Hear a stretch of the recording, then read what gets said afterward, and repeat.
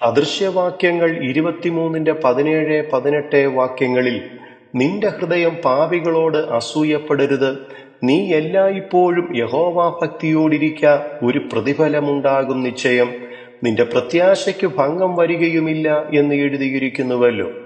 യഹോവാഭക്തിയോടെ ജീവിച്ചിട്ടും എന്റെ ജീവിതത്തിൽ എന്തുകൊണ്ട് ഇങ്ങനെ സംഭവിച്ചു എന്ന് ചിന്തിച്ച് സങ്കടപ്പെടുന്ന ക്രിസ്തുയേശുവിൽ വാത്സല്യ സഹോദരങ്ങളെ, ദൈവത്തെ സ്നേഹിക്കുകയോ അനുസരിക്കുകയോ ചെയ്യാതെ പാപികളായി ജീവിക്കുന്ന നമുക്കറിയാവുന്നവരിൽ പലരോടും ഒരു പക്ഷേ അസൂയ തോന്നും വിധം നമ്മളുടെ കണ്ണിൻ മുമ്പിൽ അവർക്ക് ലഭിക്കുന്ന സന്തോഷങ്ങളും അനുഗ്രഹങ്ങളും വലുതായിരിക്കാം. എന്നാൽ നമ്മൾ അത് കണ്ട് അസൂയപ്പെടേണ്ടിയവരല്ല. സങ്കീർത്തനം 73 നമുക്ക് അത് മനസ്സിലാക്കുവാൻ സാധിക്കും. ഇയ്യോബ് 1:1 ഇയ്യോബ് ദൈവഭക്തനായിരുന്നു എന്നും ഇതിന്റെ 8-ാം വാക്യത്തിലും 2-3 വാക്യത്തിലും യഹോവയായ ദൈവം അത് സാക്ഷ്യപ്പെടുത്തുകയും ചെയ്യുന്നു.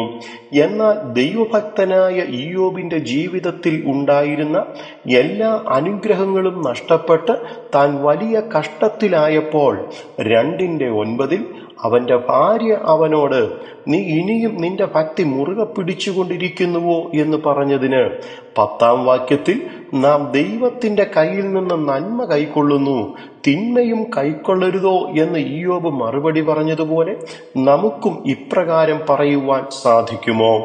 എങ്കിൽ ഇയ്യോബിനെ ദൈവം അനുഗ്രഹിച്ചതിനേക്കാൾ അധികമായി ദൈവം നിങ്ങളെയും അനുഗ്രഹിക്കും. സങ്കീർത്തനം 43:5 എന്റെ ആത്മാവേ, നീ വിഷാദിച്ച ഉള്ളിൽ ഞരങ്ങുന്നത് എന്ത്? ദൈവത്തിൽ പ്രത്യാശ വെക്കുക, അവൻ എന്റെ മുഖപ്രകാശരക്ഷയും എന്റെ ദൈവവുമാകുന്നു എന്നിങ്ങനെ നമുക്കും നമ്മളോട് തന്നെ പറഞ്ഞ് ദൈവത്തെ അധികം സ്തുതിക്കുവാൻ ഇടയാകുമാറാകട്ടെ. നമ്മളുടെ കർത്താവായ യേശുക്രിസ്തു ഇന്നും ജീവിച്ചിരിക്കുന്ന നല്ല കർത്താവായി നമുക്കുള്ളതിനാൽ ഒരു പ്രതിഫലം ഉണ്ടാകും നിശ്ചയം. നിങ്ങളുടെ പ്രത്യാശയ്ക്ക് ഭംഗം വരികയുമില്ല. ദൈവം നിങ്ങൾക്ക് വേണ്ടി അത്ഭുതം പ്രവർത്തിക്കും.